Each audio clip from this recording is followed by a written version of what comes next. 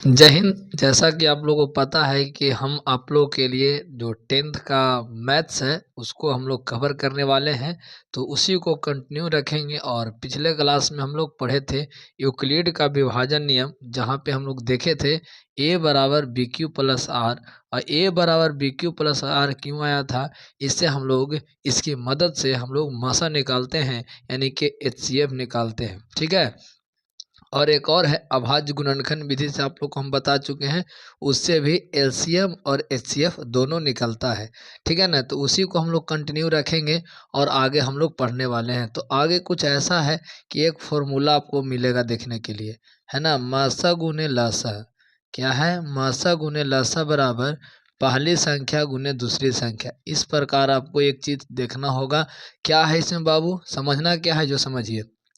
आपको शब्द वाला क्वेश्चन दिए रहेंगे कि दो संख्याओं का मसा 5 है और वही दो संख्याओं का लसा 15 है, और उसमें पहली संख्या मान लेते हैं 3 है, तो दूसरी संख्या कितना होगा।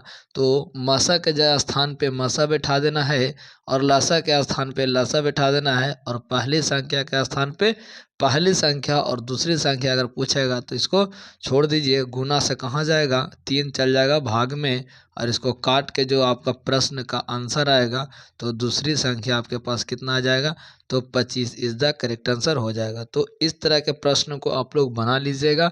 तो यहाँ पे इस फॉर्मूला को ध्यान में रखना है। इस फॉर्मूला से एक दो क्वेश्चन आपको ऑब्जेक्टिव में पूछे जाते हैं। ठीक है, तो इसका खास ख्याल रखेंगे। मासा गुने लासा बराबर पहली संख्या गुने दूसरी संख्या। अगर यहाँ से मासा बराबर सिर्फ पूछे तो गुना से भागा चल जाएगा, यानी मासा बराबर हो जाएगा पहली संख्या गुने दूसरी संख्या बटा में लासा हो जाएगा, और लासा पूछेगा तो पहली संख्या गुने दूसरी संख्या बटा मासा हो जाएगा। ऐसे आप चीज़ों को समझ सकते हैं। आई होप कि बहुत अच्छे तरीके से आप लोग समझ गए होंगे। चलिए तो आगे बढ़ते हैं, इस चीज़ को कंटिन्यू रखते हैं। और अगला है अपरिमेय संख्या।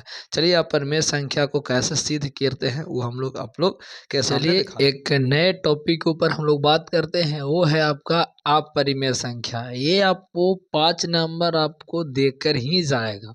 कैसे? देखिए यहाँ पे आपको पूछ दिया जाएगा कि सिद्ध करें कि क्या करना है, सिद्ध करें कि रूट 2 परिमेय संख्या नहीं है, अर्थात अपरिमेय संख्या है। यहाँ पे जो रूट 2 दिख रहा है, यहाँ पे रूट 5 भी हो सकते हैं, रूट 3 भी हो सकते हैं, रूट 7 भी हो सकते हैं। कहने का मतलब है कि जिसका पूर्ण वर्गमूल नहीं निकलेगा वही यहाँ पे लिखा रहेगा, जो कि एक अपरिमेय संख्या है। तो उसको कैसे सिद्ध करेंगे, इसको सिद्ध करने के लिए हम लोग 2 तरीका अपनाए हैं। ठीक है ना, एक तरीका तो आपको डिस्क्रिप्शन बॉक्स में दिख जाएगा जो वेरी सिंपल है। ठीक है, सिर्फ उसको शब्द के माध्यम से आप लोग याद कर लीजिएगा, आपको वहाँ से हो जाएगा। लेकिन यहाँ पे जो दिख रहा है ये आपका किताब के माध्यम से है, जो कि आपको समझाने को हम पूरा प्रयास करेंगे। चलिए समझते हैं और समझने का प्रयास करते हैं। सबसे पहले आप लोग स्क्रीनशॉट लेना चाहते हैं तो ले लीजिए, इसको 2-3 बार करिएगा। आपको एकदम 5 नंबर फिक्स है, मैं कहता हूँ। ठीक है ना, ये हर बार एग्जाम में पूछता है। चलिए प्रमाण करते हैं, प्रूफ करते हैं। यदि संभव हो तो मान ले रूट तो एक परिमेय संख्या, यानी अगर मान लिया जाए, मैथ्स में तो यही होता है कि माना कि x बराबर फलना और y बराबर ढेकना, है ना।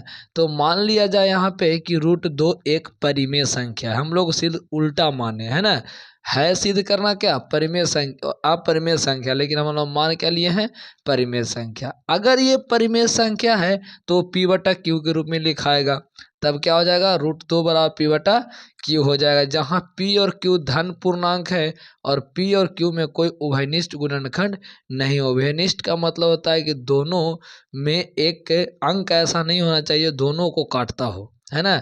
यानी कि यहाँ पे p बराबर अगर 3 है तो q बराबर 2 होना चाहिए या फिर 5 होना चाहिए, दोनों में उभयनिष्ठ गुणनखंड नहीं होना चाहिए। चलिए कोई बात नहीं, आगे बढ़ते हैं। ठीक है, ये हम लोग माने हैं।